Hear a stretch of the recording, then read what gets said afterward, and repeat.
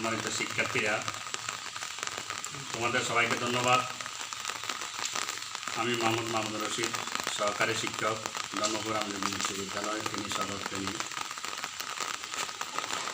তোমরা জানো ইতিমধ্যে কোভিড-19 কারণে আজকে পুরো বিশ্ব স্থগিত।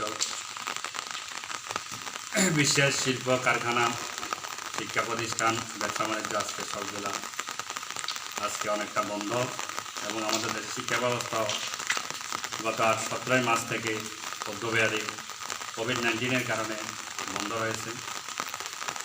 তোমরা জানো গণপ্রজাতন্ত্রী বাংলাদেশ সরকার শিক্ষা মন্ত্রণালয়ের পক্ষ থেকে ইতিমধ্যে বলা হয়েছে স্কুলের স্ব প্রতিষ্ঠান জুম আইডির মাধ্যমে শ্রেণী কার্যক্রম পরিচালনা করানোর জন্য। তারই ধারাবাহিকতার আলোকে ধর্মপুর আমলি বিশ্ববিদ্যালয়ে আমরা শিক্ষকরা বিভিন্ন বিষয় নিয়ে তোমাদের সামনে নিয়মিত হাজির হচ্ছি। আমাদের এই ক্ষুদ্র প্রয়াস যদি তোমাদের সামান্য কিছু উপকৃত হয়, আমরা আমাদের সঙ্গে সার্থক মনে করব। প্রিয় শিক্ষার্থীরা, তোমরা ইতিমধ্যে সবাই নিজেদের বাসা বাড়িতে অবস্থান করছো। যদি দেশের স্বাভাবিক অবস্থা ঠিক থাকতো তাহলে হয়তো বা আমাদের সামনে তোমরা আমাদের প্রতিদিনের পাঠ গ্রহণ করতে।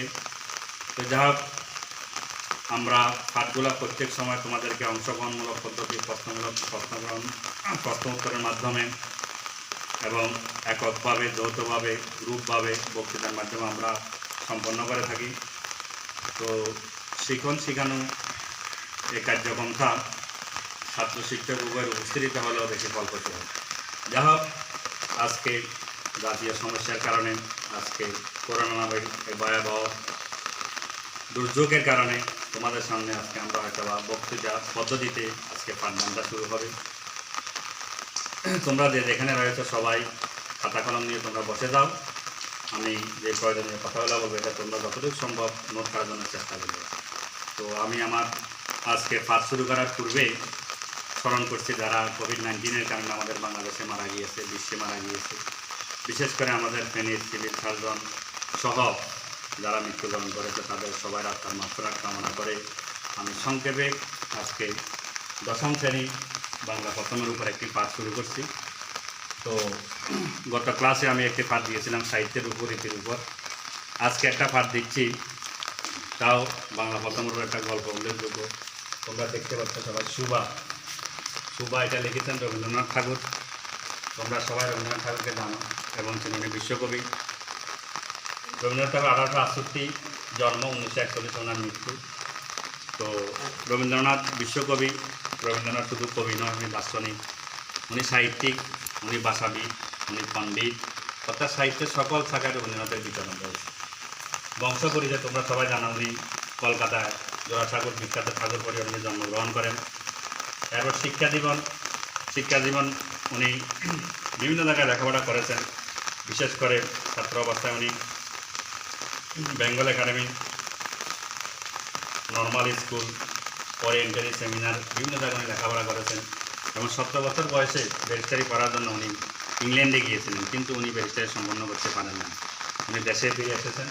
এরপরে 1884 খ্রিস্টাব্দে তার পিতা তাকে বিভিন্ন জমিদারে দেখাশোনা করার জন্য বিভিন্ন জায়গায় প্রেরণ করেছেন, আমাদের কুষ্টিয়া, শিলাদহ এবং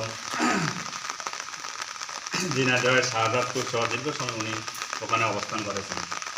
তো রবীন্দ্রনাথ, আমি শুরুতেই বলেছি, রবীন্দ্রনাথ শুধু একজন ব্যক্তি নয়, উনি একজন বিখ্যাত ব্যক্তি এবং ওনাকে বাদ দিলে বাংলা সাহিত্য আর থাকে না। উনি অনেকগুলো কাব্যগ্রন্থ, উপন্যাস লিখেছেন। তার মধ্যে তোমরা দেখতে পাচ্ছ কাব্যের মধ্যে মানসী রয়েছে, সোনার তরী রয়েছে, চিত্রা রয়েছে, খনিকা রয়েছে, সেতুতি রয়েছে, এরকম অনেকগুলো রয়েছে। উপন্যাসের মধ্যে শেষের কবিতা রয়েছে, ঘরে বাইরে রয়েছে, নাটক রয়েছে, তার ছিল কুমারের সভা, ডাকঘর। এরূপভাবে উনি বিভিন্ন স্থানে বিভিন্ন বিচরণ করেছেন। রবীন্দ্রনাথ 1913 সালে নোবেল পুরস্কার পেয়েছেন এবং 1913 সালে আবার তাকে কলকাতা বিশ্ববিদ্যালয় থেকে ডিলেট ডিগ্রি উপাধি দেওয়া হয়। 1936 সালে রবীন্দ্রনাথকে ঢাকা বিশ্ববিদ্যালয় থেকে তাকে তাও সম্মানস্বরূপ ডিলেট ডিগ্রি দেওয়া হয়।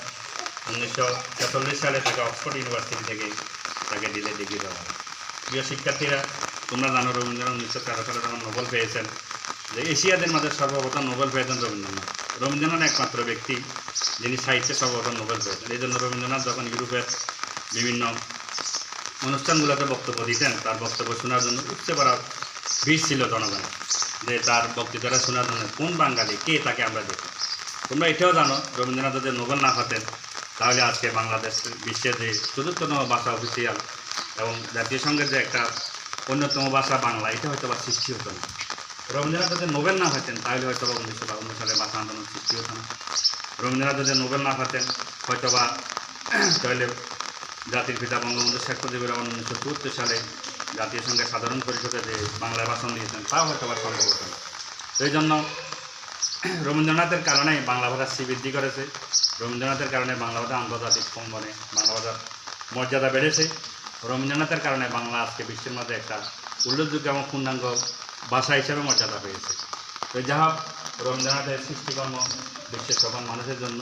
তো যারা আমরা বাংলা সাহিত্যের শিক্ষক এবং ছাত্র রয়েছি তারাও রবীন্দ্রনাথের অনুপ্রেরণা। রবীন্দ্রনাথ আমাদের জাতীয় সঙ্গীতের লেখকও রবীন্দ্রনাথ, তোমরা সবাই এটা জানো। তো যা হোক, আজকে আমরা এমন একটা বিষয় আলোচনা করবো, এটার নাম হচ্ছে রবীন্দ্রনাথের উল্লেখযোগ্য কাব্য হচ্ছে সুভা।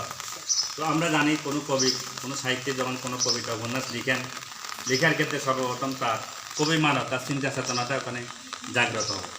রবীন্দ্রনাথ যেহেতু মানবতার কবি ছিলেন এবং মানুষের সুখ দুঃখ উনি যখন জমিদারি দেখাশোনা করতেন কুষ্টিয়া এবং ঝিনাইদহে, তখন উনি সাধারণ মানুষের সাথে মিশেছেন এবং তাদের অবস্থান অবস্থিতি তুলে ধরেছেন এবং সমাজের বিভিন্ন রকমের যারা অবহেলিত, যারা নির্যাতিত, সমাজে যাদের কোনো মূল্য নেই, সমাজ যাদেরকে অবহেলার চোখে দেখে, আল্লাহ সৃষ্টির মাঝে মানুষ আমরা যারা রয়েছে তাদেরকে আমরা অনেকে অবহেলার চোখে দেখি, যারা দৃষ্টি প্রতিবন্ধী, শ্রম প্রতিবন্ধী তাদেরকে কিন্তু রবীন্দ্রনাথ তার সাহিত্যের মাধ্যমে এই বিষয়টা সুন্দরভাবে তুলে ধরেছে। তোমরা দেখতে পাচ্ছ এই প্রবন্ধের নাম সুভা। তো সুভা, এখানে সুভা এই গল্পটার নামে সুভা কেন্দ্রীয় চরিত্র। তো আমি সংক্ষেপে সুভা গল্পের যে বিষয়টা সেটা রয়েছে যে সুভা আমাদের সমাজে যেরূপভাবে যারা এই প্রতিবন্ধী আমরা বলে থাকি, প্রতিবন্ধী কয়েক রকমের হয়ে থাকে, শ্রম প্রতিবন্ধী, বাক প্রতিবন্ধী, দৃষ্টি প্রতিবন্ধী, মানসিক প্রতিবন্ধী, শারীরিক প্রতিবন্ধী। তো যারা দৃষ্টি প্রতিবন্ধী যারা চোখে দেখে না, আর যারা বাক প্রতিবন্ধী যারা কথা বলতে পারে না, আর যারা মানসিক প্রতিবন্ধী যারা জ্ঞানের বিষয়টা তারা বলতে পারে না সঠিকভাবে, তাদেরকে বলা হয়।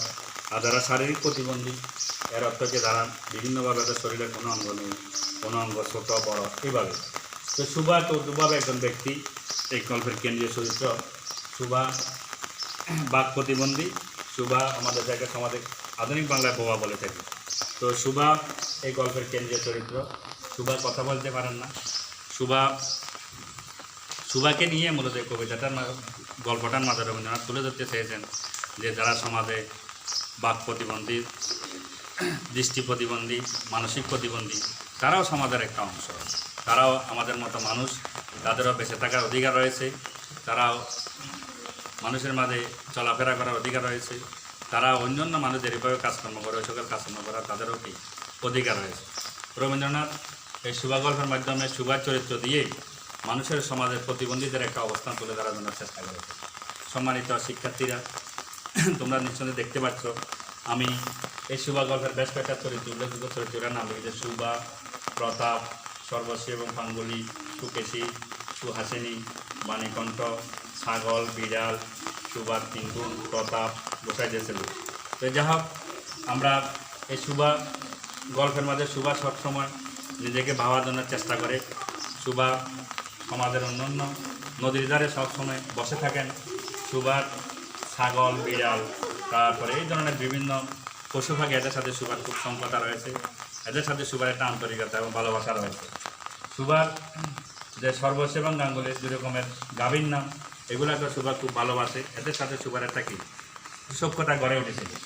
তো প্রতাপ সমাজের এক ব্যক্তির নাম, সে বাণীকণ্ঠের ছেলে। প্রতাপ ছিপ দিয়ে নদীতে মাছ ধরে। তো প্রতাপ সবসময় নদীতে মাছ যখন ধরতো, সুভার একটা শখ ছিল, সুভাও প্রতাপ যখন মাছ ধরতেন, মাছ ধরার দৃশ্যটা সব সুভা দেখতেন। তেমনিভাবে সুভার সাথে প্রতাপের সাথে একটা সম্পর্ক গড়ে ওঠে এবং সুভার দুই বোন ছিল, সুকেশিনী এবং সুহাসিনী। তাদেরকেও বিয়ে দিয়ে দিয়েছেন সুভার পিতা, কিন্তু সুভাকে যখন বিয়ের কথা বলা হয় সুভা তখন একটু হাসে। সুভা একটু অনুভূতিতে আঘাত লাগে যে আমি দৃষ্টি প্রতিবন্ধী, আমি মানসিক প্রতিবন্ধী, আমি বাক প্রতিবন্ধী, আমি কি অন্যান্য সমাজের অন্যান্য ব্যক্তিদের সঙ্গে তার বিয়ে সাথে বসতে পারবো কিনা, বসলেও বা সমাজ আমাকে কীভাবে দেখে। তো রবীন্দ্রনাথ কিন্তু এই প্রতাপের সাথে সুভাষের সম্পর্ক রয়েছে, এই বিষয়টা রবীন্দ্রনাথ সুন্দরভাবে তুলে ধরতে চেয়েছেন যে সুভা যারা রয়েছে, অর্থাৎ সুভা চরিত্রের অধিকারী যারা রয়েছে, যারা বাক প্রতিবন্ধী, যারা মানসিক প্রতিবন্ধী, তারাও সমাজের একটা অংশ। তারাও আমাদের মতো সমাজের অন্য 10টা ছেলে মেয়েদের উপরে বিয়ে সাথে আবদ্ধ হয়, সামাজিকভাবে মর্যাদা লাভ করে, সুভাও তেরভাবে মর্যাদা লাভ করার জন্য চেষ্টা করেছেন রবীন্দ্রনাথ।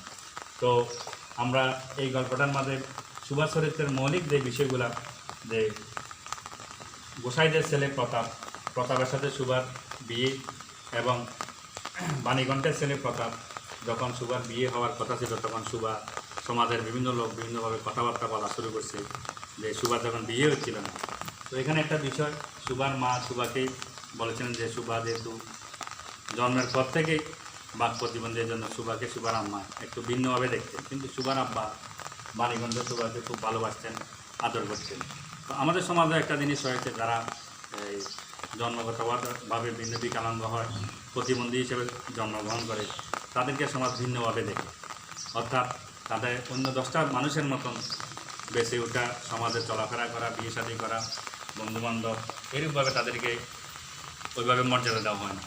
তো তেমনিভাবে সুভা গল্পটির মাঝে আমরা দেখতে পাচ্ছি যে সুভাও তার যদিও বাক প্রতিবন্ধী হয়ে থাকে, কিন্তু সে কথা বলতে পারে না, কিন্তু সমাজের ভাষা সে বুঝে, মানুষের আচার আচরণ বুঝে, দৃষ্টিভঙ্গি বুঝে, মানুষ কী বলতে চায় এটা সুভা দেখে। এই জন্য সুভা সবসময় নির্জন এলাকায় বসে বসে চিন্তা করতেন, পুকুর ধারে, নদীর পাশে, যে গবাদি পশু, বিভিন্ন কিছুর সামনে সুভা দাঁড়িয়ে বসে থাকতেন, এবং সুভা এই সকলের সাথে নিজের বন্ধুত্ব গড়ে তোলার জন্য সুভা চেষ্টা করতেন। তো রবীন্দ্রনাথ একজন মহাজ্ঞানী এবং মহাপণ্ডিত। রবীন্দ্রনাথ সুভা গল্পের মাধ্যমে আমাদের সমাজে যে অনাচার, আমাদের সমাজে যে বৈষম্য, আমাদের সমাজে যে মানুষের মাঝে একে অন্যকে দৃষ্টিভঙ্গি পরিবর্তন করার কথা বলা হয়েছে, এই বিষয়গুলা সুভা গল্পের মাধ্যমে রবীন্দ্রনাথ তুলে ধরছেন। তো সুভাকে প্রতাপ খুব ভালোবাসতেন, সুভাকে প্রতাপ সবসময় বলে আদর করে ডাকতেন সুভাকে, এবং